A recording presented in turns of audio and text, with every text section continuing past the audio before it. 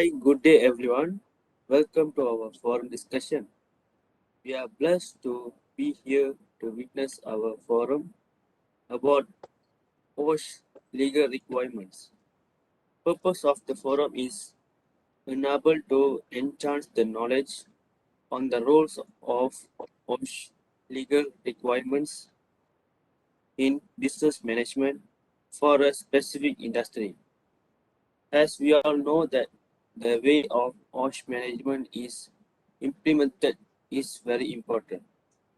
There are two acts bonding all organizations in Malaysia in order to ensure the workers are being protected from all risks coming from the workplace hazards, which is Factory and Machinery 1967. FMA 1967 and Occupational Safety and Health Act 1994. Firstly, I would like to thank everyone to be here today, especially to our honorable panels, ladies and gentlemen. Our topic for today will be discussed by all the panels. Before the forum begins, please let me introduce the panels, the Ikmal and Jet. So without wasting the time, I going to ask the first question to Jack. What are the 5 elements of OSH management system, OSH, and describe each one of it? Okay, hi, my name is Jack. So I'm going to answer Tiban's question. So, OSH management system consists of 5 elements. So, first elements are policy. OSH policy is basically about worker participation. So, the second element is organizing. In organizing, focuses on the establishment of OSH responsibilities and accountability structures, a training system, competency definitions, documentation practices, and a communication system. The third elements are planning and implementation, addresses the activities associated with the fulfillment of the principles expressed in the OSH policy statement. These activities include the initial assessment of the OSH arrangement that then support the actual system planning, development, and implementation functions.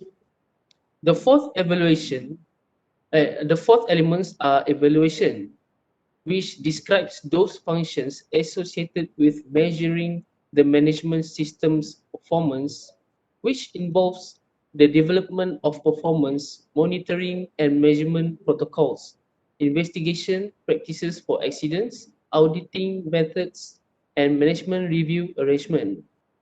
So the last elements of OSH management system is action and improvement, where addresses issues associated with preventive or corrective actions and continual improvement. Investigations, audits, and management review, appropriate prevention or corrective and continual improvement actions can be taken with the information obtained from performance monitoring and measurement. That's all for the question.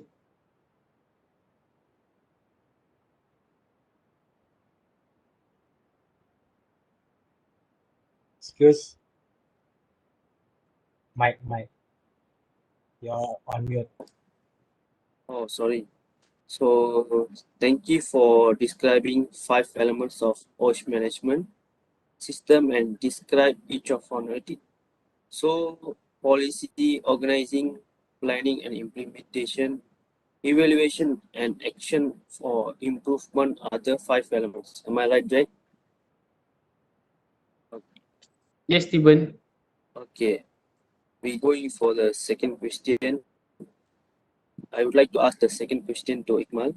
So, Ikmal, what is mean by risk based on guidelines on occupational safety and health management system? Okay, thank you, Mr. Tiban, for asking me the question. Okay, for your question, my answer is a combination of the likelihood of an occurrence of a hazardous event or exposure with specified period or in specified circumstances, and the severity of injury or damage to the health of people, property, environment, or any combination of this caused by the event or exposure. That's all for my answer. Thank you, Mr. Gibbon. Okay, so from the explanation of Mal, we learned to know the guidelines on occupational safety and health management system. So the third question for Ikmal again. So what does an organization should consider when determining the resources required? Okay, so basically, the organization should consider there are about first financial and human resources, and then the second one is about the technologies. The organization should consider about the technologies, and then the third one about the infrastructure and equipment, and then the fourth one is information system, and lastly is about they need to consider for the expertise and training about the OSH. That's Okay, all my thank answer. you. Okay, thank you. The fourth question for Jack. So Jack, there are 4 steps in how we can do our training on guidelines on occupational safety and health management system. List all 4 steps and describe each one of it.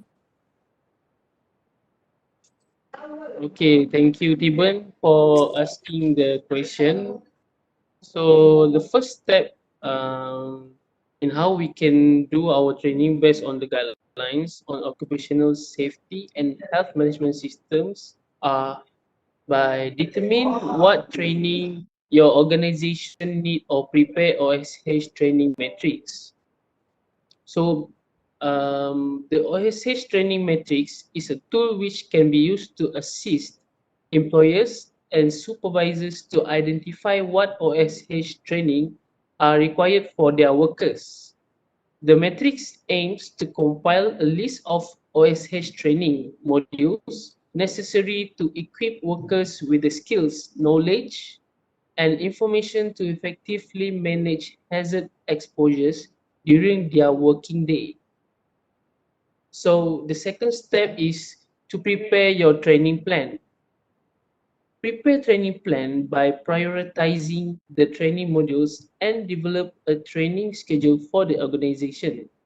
It is recommended that the legislation and hazard management training modules are delivered first.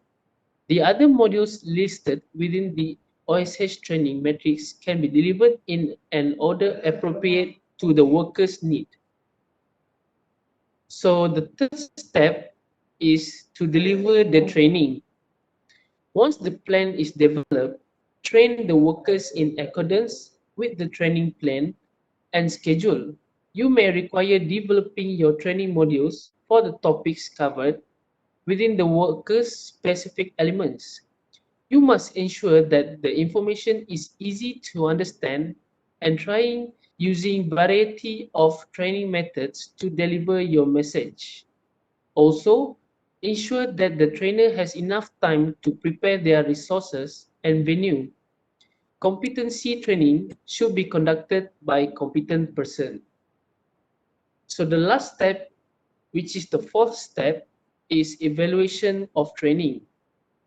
Check whether the training has worked or not to make sure that the training program is accomplishing its goals, and evaluation of the training can be valuable. Training should have as one of its critical components a method of measuring the effectiveness of the training. A plan for evaluating the training session, either written or thought out by the employer, should be developed when the course objectives and content are developed. It should not be delayed until the training has been completed. Evaluation will help employers or supervisors determine the amount of learning achieved and whether an employee's performance has improved on the job. That's all for the question, Tiban. Okay, thank you for the explanation. So the fifth question is for the Ikmal. So Ikmal, please list at least 10 examples of OSH records. Okay, thank you. Uh, 10 example of OSHE record, right? Okay, the first one I can tell you is about accident, incident, or near misses. And then the second one is about audit and reviews. The third one is permits to work, license, engineering certification. The fourth one is reporting of incident and system failures. The fifth one, the important is responsibilities. And then the sixth, OSH committee minutes or toolbox meeting minutes. And seven is training. Training is important in OSH records. And then the next one is workers' compensation claims. And then we have rehabilitation. And with the last one, we have health surveillance. There are the 10 examples of OSH record that I can share with you guys. Okay, thank you. So the next question is for Jack. So Jack, please tell us what measures should the organization take to fulfill the incident investigation report? Okay, for the question, there's two steps can be taken, which is firstly we can conduct an audit. Audit program should be planned, established, implemented, and maintained by the organization. After that, the next step is management review. Top management shall review the OSHMS in order to ensure its suitability, adequacy, and effectiveness. Thank you. So the next question for Ikmal. So Ikmal, what are the three types of record that should be kept by the organization? Okay, so there are three types of records that should be kept by the organization themselves. The first one is they should record they are required by the regular authorities. And then the second one, record that assist in the operation of the OSHMS. And then last but not least, pertain to day-to-day operation of business. Okay. So the last question for our forum section is to Jack. So Jack, how to identify the hazard in workplace? Okay, for the last question in our session, how to identify hazard in workplace is to identify the hazard. First of all, it is necessary understanding the nature of hazard. Hazard identification should consider different types of hazard, including physical, chemical, biological, and and psychosocial hazards, which are found in many workplaces. So there are three ways to identify hazards. The first way is to conduct regular worksite inspection. We can walk through the worksite and visually assess the types of equipment, work practices, and any potential hazards that could be harmful to workers. The second way is to interview workers and managers. This allows workers to express concerns that may not be as obvious when conducting only worksite inspections. Involving workers in the process of identifying hazards also increases staff morale and compliance with safety practices. So the third way to identify hazards is to create a hazard map. We can draw a large outline of the work sites and mark existing and potential hazards. Involves workers in this activity to solicit feedback and to increase awareness of the importance of safety in workplace. So that's all for the last question. Okay, so ladies and gentlemen, today we get a proper explanation of OSH management and implementation. So we also know about the hazards that arrange in every company. So there are many acts regarding the OSHA and Health Act. So we should thank our panels to explain detailedly about the OSH legal requirements and the role of OSH legal requirements in business management for specific industry and mainly for business management. So thank you for spending your quality time with us. It's more appreciated about it. Thank you.